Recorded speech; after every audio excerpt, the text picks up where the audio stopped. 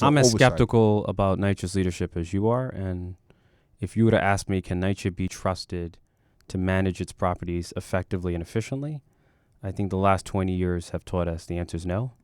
And so NYCHA should be subject to more rigorous oversight from both the city and the state. So I'm all for greater oversight. I'm not for a state takeover, Oh, neither am I. but I am for more rigorous oversight of NYCHA's financial and property management. Yes, and that should be Because foremost. most of NYCHA's challenge results from funding, but much of it results from mismanagement.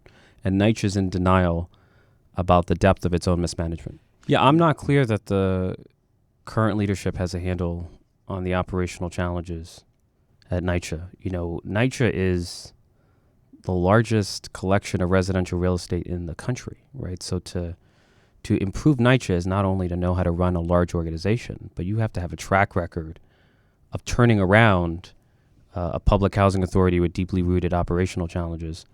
And I'm not clear that's the kind of transformational leadership we have at the housing authority. Tell us what the Battery Park money revenue is and why it's vital that NYCHA should take that money. So the city's share of Battery Park Authority is about $40 million a year, which over a 10-year period would translate into $400 million. So it's comparable to the revenues that you would generate from infill. And, you know, if we're asking the city and the state for $100 million in capital funding, we have to go back every year and fight for it. Whereas in the case of Battery Park Authority, it is there. It's a dedicated revenue stream for public housing.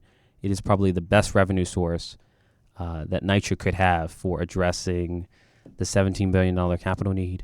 The governor and the comptroller are in favor of dedicating Battery Park revenues to NYCHA, but the administration came out against it. In fact, I held a press conference with advocates calling for new investments in NYCHA, calling for the mayor to dedicate the Battery Park Authority revenues to NYCHA, and NYCHA issues a statement attacking me. Like, I've never been attacked by an agency for advocating for more funding for that agency.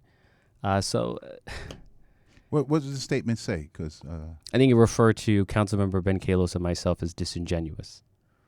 oh, they love throwing that word around. Yeah. I heard that word too. Yeah. Disingenuous. So What's the the word? Yeah. you know, the communications department over there is just incompetent and obnoxious and politicized. And if you're attacking elected officials for advocating for more funding for NYCHA, then you're incompetent. And it's an example of NYCHA becoming its worst enemy.